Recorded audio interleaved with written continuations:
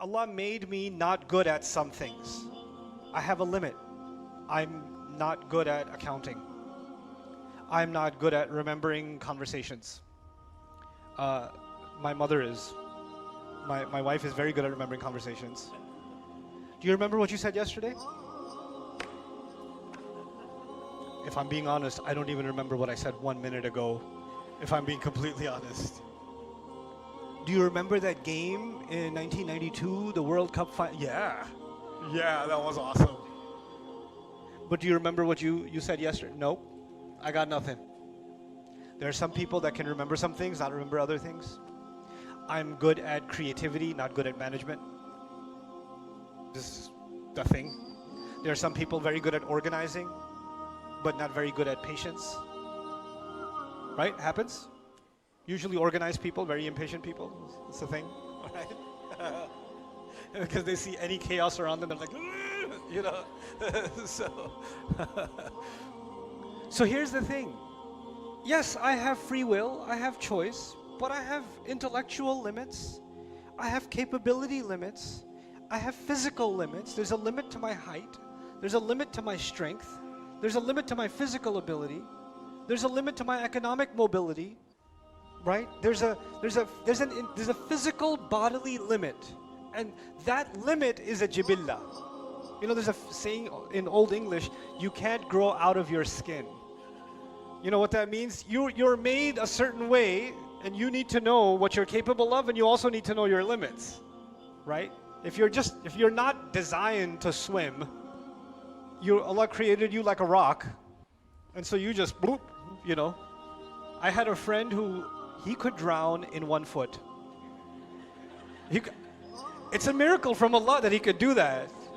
We went to this place, he went on the slide. It was a kid slide. It was a slide. You could stand up on it, your knees won't even be wet. And he's like, like, Allah didn't make you for that, right?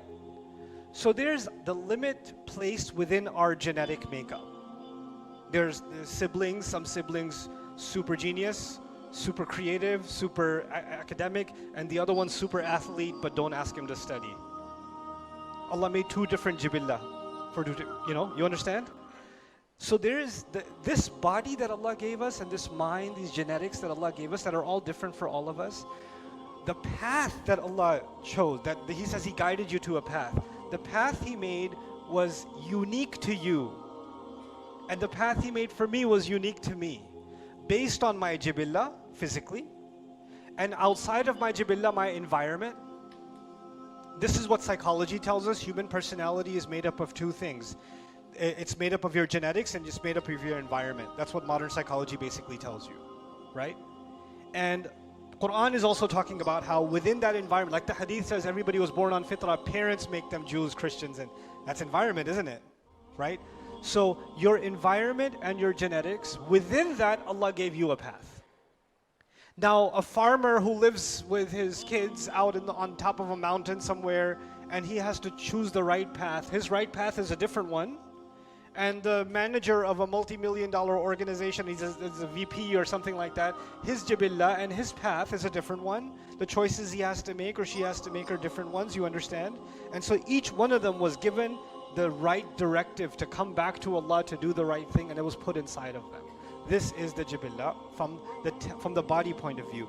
But then there's the grueling test and the ROOH. The ROOH itself, meaning there's my physical limits, but then there's my spiritual core inside. That spiritual core also exists inside me. It also has a voice. It also has a say. And it cannot be found in the study of psychology. It cannot be found in philosophy. You can't find it in those studies. But I know it exists. Because you just know it does. That's the sound, that's the thing inside you that feels something when you pray. That's the thing inside someone. Incidentally, I met a woman yesterday. Before coming here, I had a craving for a donut. Don't ask me.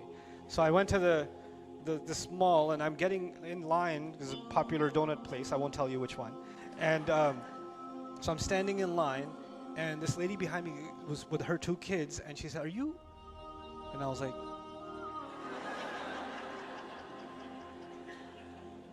"Yeah." And she started crying, crying her face off. I don't know the face because she was wearing a mask, but what I could see, crying.